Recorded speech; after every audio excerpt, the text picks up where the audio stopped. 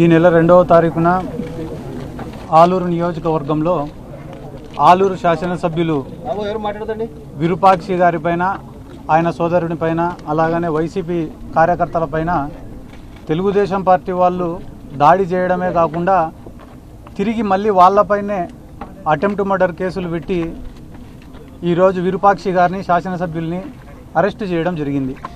ఇందులో భాగంగా ఈరోజు ఆయనను కలిసి ఆయనకు మేమంతా వైఎస్ఆర్ కాంగ్రెస్ పార్టీ తరఫున, యువజన విభాగం తరఫున మేమున్నామని చెప్పి ఆయనకు ధైర్యం చెప్పడానికే ఈరోజు వచ్చి విరూపాక్షి గారిని కలవడం జరిగింది. ఒక బాధాకరమైన సంఘటన ఏమ్రా అంటే, గడిచిన 2-2.5 సంవత్సరాలుగా ఈ రెడ్ బుక్ రాజ్యాంగంలో దాడులు వాళ్ళే చేస్తున్నారు, మళ్ళీ తిరిగి కేసులు పెడుతున్నారు. చిన్న చిన్న వాటి నుంచి పెద్దదాని వరకు అమాయకులను ఇబ్బందికి గురి చేస్తూనే ఉన్నారు. కానీ ఈరోజు పరాకాష్ట ఎక్కడికి పోయిందిరా అంటే, ఒక ఎమ్మెల్యేకు కూడా రక్షణ లేదు ఈ ఆంధ్ర రాష్ట్రంలో అని చెప్పి తెలియజేస్తూ విరూపాక్షి గారిని అరెస్ట్ చేయడం జరిగింది. పాపం ఆయన ఒక రైల్వే కాంట్రాక్టర్, ఆ తర్వాత జెడ్పీటీసీగా పనిచేసినాడు, ఆ తర్వాత ఆలూరుకు ఎమ్మెల్యేగా గెలిచినారు. తెలుగుదేశం పార్టీ వాళ్ళు దాదాపుగా ఆలూరు నియోజకవర్గంలో గెలిచి ఇప్పటికి 30 ఏళ్ళు దాటిపోయింది నాకు తెలిసి. వాళ్లకు గతి లేదు, ఆ ఆలూరు నియోజకవర్గంలో గెలిచే ప్రసక్తి లేదు. రేపు స్థానిక సంస్థల ఎన్నికలు జరిగినా కూడా వాళ్ళకి ఎటువంటి ఉపయోగం లేదని తెలుసుకొని మొన్ననే చంద్రబాబు నాయుడు గారు వచ్చినారు అడిగి.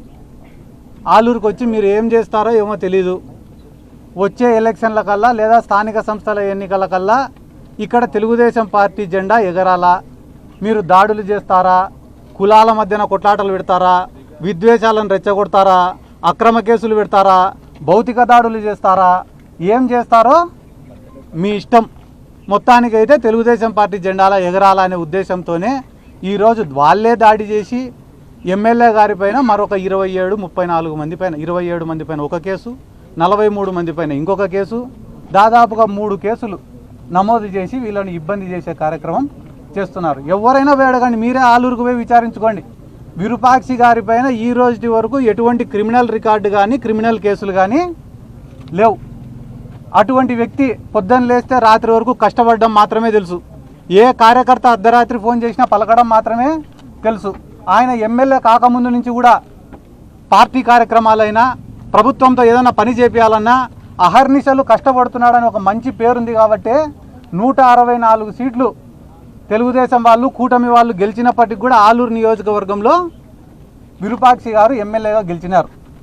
అటువంటి వ్యక్తిపైన ఈరోజు ఇంత దౌర్జన్యం చేసి, వాళ్ళ కార్లు వెళ్ళగొట్టి, వాళ్ళ తమ్ముడికి ఫ్రాక్చర్ చేసి, మళ్ళా తిరిగి వీళ్ళపైనే 307 కేసు పెట్టడం అనేది చాలా దుర్మార్గం. ఇది పోలీసుల యొక్క ఫెయిల్యూర్. ఎక్కడైనా టీడీపీ వాళ్ళు, వైసీపీ వాళ్ళు కొట్టుకుంటారు, కేసులు, కౌంటర్ కేసులు పెట్టుకుంటారు, ఇవన్నీ మామూలే. కానీ దాడి చేసిన వాళ్ళపైనే వాళ్ళనేమో ఇడిచిపెట్టినారు, దాడి చేసిన వాళ్ళని, గాయపడిన వాళ్ళనేమో తెచ్చి జైళ్ళల్లో పెట్టినారు. ఇదే మీరు మాకు కొత్త కాదు. కానీ మీరు ఏ సంస్కృతికి తెరలేపుతున్నారనేది మీరే ఆలోచించుకోవాలా. ఎందుకంటే రేపు వైఎస్ఆర్ కాంగ్రెస్ పార్టీ అధికారంలోకి వచ్చిన తర్వాత మేము సైలెంట్గానే ఉండొచ్చు, కానీ గాయపడినవాడు, దెబ్బతిన్నవాడు, అవమానం పొందినవాడు మర్చిపోతాడా? కులాల మధ్యన కొట్లాటలు పెట్టాలా? ఎంతోమంది నాయకుల్ని చూసినా, కొంతమంది బోయ సామాజిక వర్గానికి సంబంధించిన నాయకులు వచ్చినారు, వచ్చి విరూపాక్షి గారికి వ్యతిరేకంగా మాట్లాడిపోయినారు. అదే నాయకులు మా ముచ్చుమరి గ్రామంలో ఒక బోయ సామాజిక వర్గానికి సంబంధించిన బాలిక మిస్ అయితే ఏ నాయకుడు రాలే. దళిత సంఘ నాయకులు వచ్చినారు ఆడ మద్దతు తెలపడానికి.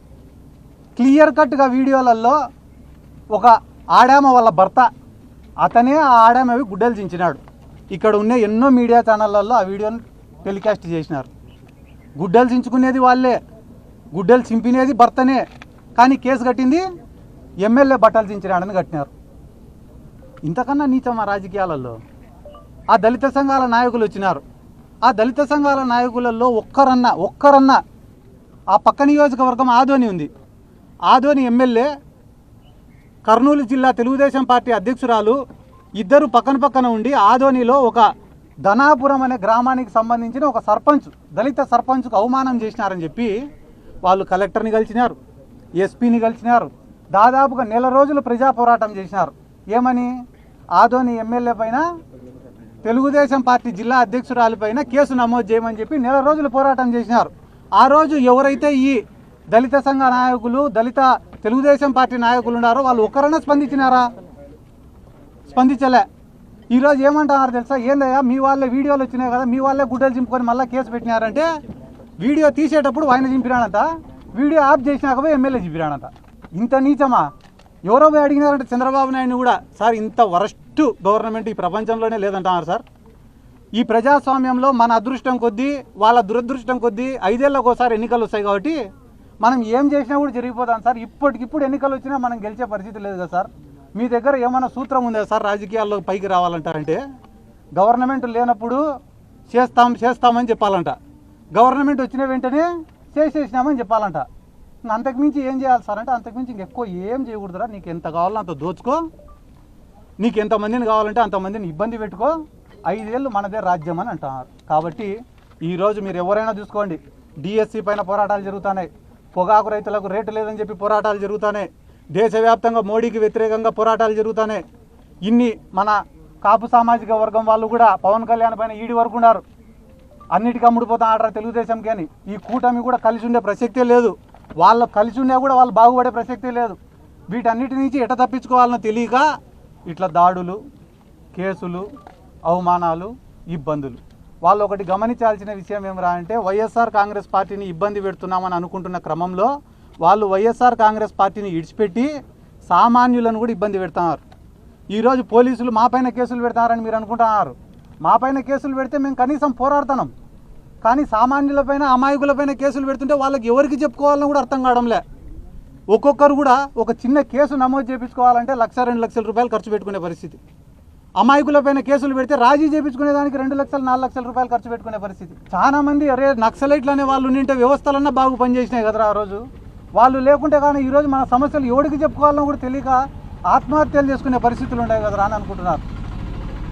దయచేసి మీ మీడియా మిత్రుల్ని కూడా నేను కోరుకుంటున్నా, వాస్తవాలను ప్రపంచానికి తెలియజేసేది మీరే కాబట్టి ఆలూరు నియోజకవర్గంలో ఏం జరుగుతుందో మీరు కూడా ఒక్కసారి ఆలోచన చేయండి. ఎక్కడో పక్క నియోజకవర్గంలో ఉండే బోయ సామాజిక వర్గం నాయకులు వచ్చి మాట్లాడినారు కదా, అదే నియోజకవర్గంలో ఉండే గుమ్మనూరు జయరాం గారు కానీ బొజ్జమ్మ గారు కానీ వీళ్ళు ఎందుకు స్పందించలే అంటే విరూపాక్షి గారిది తప్పు లేదు కాబట్టి. విరూపాక్షి గారి పైన స్పందిస్తే స్థానికంగా ఉన్న బోయ సామాజిక వర్గం వాళ్ళు కానీ మిగతా కులస్తులు కానీ ఎవరు కూడా ఒప్పుకోరు కాబట్టి. బయట వాళ్ళది ఏముంది, వస్తారు తిడతారు పోతారు, కానీ స్థానికంగా ఉండే వాళ్ళు విమర్శలు చేస్తే రేపు ప్రజలను ఎదుర్కోవాలి కదా. ఇటువంటి అన్యాయాలన్నింటినీ ఎదుర్కోవడానికి సిద్ధంగా ఉండం. ఖచ్చితంగా రానున్న రోజులలో నేను చెప్పే మాట కాదు, ఎవరెవరైతే నిలుగుతున్నారో వాళ్ళకందరికీ చెప్తానా, 2 ఏళ్ళు మీ ఇష్టం, ఇంకా ఎన్ని కేసులు పెట్టుకుంటారో ఎన్ని దాడులు చేసుకుంటారో 2 ఏళ్ళు చేసుకోండి. కానీ అన్యాయంగా టీడీపీ వాళ్ళకన్నా ముఖ్యంగా అన్యాయంగా కేసులు పెట్టిన ఆఫీసర్లను మాత్రం, వైఎస్ఆర్ కాంగ్రెస్ పార్టీ కార్యకర్తలను సామాన్య ప్రజలను ఎవరైతే అవమానపరుస్తున్నారో, అసభ్య పదజాలంతో మాట్లాడుతున్నారో, స్టేషన్కు పోవాలంటే కూడా భయానకరమైన వాతావరణాన్ని మీరు సృష్టిస్తున్నారు. అటువంటి అధికారులకు చాలా సూటిగా స్పష్టంగా చెప్తున్నాం, మీరు ఖచ్చితంగా ఎంక్వైరీలు ఫేస్ చేయాల్సిందే. ఏ రకంగా అయితే ఈరోజు మేము కేసులు అనుభవిస్తున్నామో మీ పైన సస్పెన్షన్లు ట్రాన్స్ఫర్లు అని అనుకుంటారేమో, అది కానే కాదు. మీరు కూడా ఖచ్చితంగా కేసులు ఫేస్ చేయాల్సిందే, ఈ జైలును చూడాల్సిందే అని కూడా ఈ సందర్భంగా తెలియజేసుకుంటూ, టీడీపీ పోస్టులు ఇవ్వలేని వాళ్ళు కూడా ధర్నా చేస్తున్నారంటే మీరు అమ్ముకున్నా కూడా తప్పులేదా? ఇప్పుడు వైఎస్ఆర్ కాంగ్రెస్ పార్టీ చాలా స్పష్టంగా స్పోర్ట్స్ కోటాను అడ్డం పెట్టుకొని మీరు ఉద్యోగాలు అమ్ముకున్నారని చెప్పి చెప్తున్నారు. దానిపైన క్లారిటీ ఇవ్వమని చెప్పి మేము అడుగుతున్నాం, రెండోది బాధితులు అడుగుతున్నారు. దానిపైన మీరు చర్చ పెట్టకుండా మీరు ఇవ్వలేకపోయినారు మేము ఇచ్చినాము, అది సందర్భం కాదు కదా. మేము అవకతవకలు జరిగినాయి డిఎస్సిలో అని చెప్తున్నాం. స్పోర్ట్స్ కోటా కింద మీరు ఏమని ఇచ్చినారు? మీరు ఎగ్జామ్ రాయకపోయినా కూడా మీకు ఉద్యోగం ఇస్తామని చెప్పినారు. మళ్ళీ జీవోలను మీరే సవరించుకున్నారు. కొత్తగా ఏమో బ్రిడ్జ్ గేమ్ అంటే పేకాటతో సహా అన్ని గేమ్స్ని స్పోర్ట్స్ కోటాలో తీసుకొని వచ్చినారు. కొత్తగా స్పోర్ట్స్ సర్టిఫికేట్లు ఇచ్చినారు. ఎలిజిబుల్ లేని వాళ్ళకి స్పోర్ట్స్ సర్టిఫికేట్లు ఇచ్చినారు. ఇవన్నీ దాంట్లోకి సమాధానం చెప్పమని చెప్తుంటే మీరు ఇవ్వలేకపోయినారు మేము ఇచ్చినాము, తప్పు కదా ఇది. అంటే మీరు ఎట్లయినా అమ్ముకోవచ్చా? బాధితులు అడిగే బాధితుల పక్షాన మేము మాట్లాడుతున్నాం తప్ప మా సొంత ఎజెండా కాదు కదా డిఎస్సీ. అంటే బాధితులే మీ పక్షాన లేరు, కేవలం రాజకీయ మనుగడ కోసం వైసీపీ ఇదంతా ఆందోళన చేస్తుందనేది వాళ్ళ వాదన. రాజకీయ మనుగడ మాకు అవసరం లే. మీరు గ్రామాలలోకి పోతే కానీ నీళ్లు ఇవ్వడం లే అని చెప్పి రైతుల ఆందోళనతో ఉన్నారు. పండించిన పంటలకు రేట్లు లేవని చెప్పి రైతుల ఆందోళనలో ఉన్నారు. విద్యార్థులు కూడా నిరుద్యోగ భృతి ఇవ్వడం లే అని చెప్పి ఆందోళనలో ఉన్నారు. ఉద్యోగాల కల్పన చేయడం లే అని చెప్పి ఆందోళనలో ఉన్నారు. ఇవన్నీ మీరు ఇచ్చినారా నిరుద్యోగ భృతి? దానికి ఒక్కదానికి నువ్వు సమాధానం చెప్పు. మాకు మనుగడ ఏమవసరము? 18 ఏళ్ళు దాటిన ఆడోళ్ళకి 1500 రూపాయలు ఇస్తామన్నారు, ఇచ్చినారా? మాకెందుకు ఆందోళన? మీరు ఒక ప్రాజెక్టు పేరు తీసుకున్నా, ఒక స్కీమ్ పేరు తీసుకున్నా, ఒకటి వైఎస్ రాజశేఖర రెడ్డి గారన్నా గుర్తుకు రావాలా, లేదా జగన్మోహన్ రెడ్డి గారన్నా గుర్తుకు రావాలా, లేదా అప్పట్లో ఎన్టీ రామారావు గారన్నా గుర్తుకు రావాలా? ఇప్పుడు చంద్రబాబు నాయుడు పేరు చెప్తే ఏం గుర్తొస్తుంది? స్కాములు తప్ప. అమరావతి పేరిట దోపిడీ. ఇవన్నీ ఎందుకన్నా? రేపు దేశంలో మీరు ఫేక్ అలిగేషన్ చేస్తున్నారు కదా, భోగాపురం ఎయిర్పోర్ట్ మేమే కట్టినామంటాడు కదా చంద్రబాబు నాయుడు. ఇది ఫాస్ట్ జనరేషన్. ఈ జనరేషన్లో యూట్యూబ్, ఫేస్బుక్, ఇన్స్టాగ్రాము ప్రతి దాంట్లో సబ్జెక్ట్ గ్యాదర్ చేయడంలో, నాలెడ్జ్ సంపాదించడంలో ఈ జనరేషన్ చాలా స్పీడ్లో ఉంది. ఎవరు పని చేసినారు, ఎవరు పని చేయలే, ఎవరు మాటలు చెప్పినారు, ఎవరు అబద్ధాలు చెప్పినారు, ఎవరు దౌర్జన్యం చేసినారు, ఎవరు మంచి చేసినారు అని తెలుసుకోలేని మూర్ఖపు పరిస్థితుల్లో ఈ జనరేషన్ అయితే లేదు. కాబట్టి లోకేష్, చంద్రబాబు నాయుడు, పవన్ కళ్యాణ్ వీళ్ళు చేస్తున్నటువంటి తప్పుడు ఆరోపణలను కనుక్కోలేని పరిస్థితుల్లో ఈ రాష్ట్ర ప్రజలైతే లేరు. మనమేమన్నా మూర్ఖులం కావచ్చు, కానీ రాష్ట్ర ప్రజలైతే, ఈ జనరేషన్ అయితే అస్సలు కాదు. అంటే ఆల్రెడీ టైం డేట్ ఫిక్స్ అయింది, నేను చర్చకు సిద్ధము అని చెప్పేసి లోకేష్ సవాల్ విసురుతే జగన్ పారిపోతున్నాడు, రావడం లేదనేది లోకేష్. పేర్ని నాని గారు చాలా స్పష్టంగా ఇచ్చినారు, మీరు చూసినారో లేదో. లోకేష్, నువ్వు చర్చకు వచ్చేదానికైతే మేము చర్చకు సిద్ధంగా ఉన్నాం. జగన్మోహన్ రెడ్డి గారు చర్చకు రావాలంటే మీ ఫాదర్ నారా చంద్రబాబు నాయుడు గారిని రమ్మనండి, డేటు ప్లేసు మీరే ఫిక్స్ చేయండి, వస్తాడు. అది మాట. అది మీరు విన్నారు లేదు?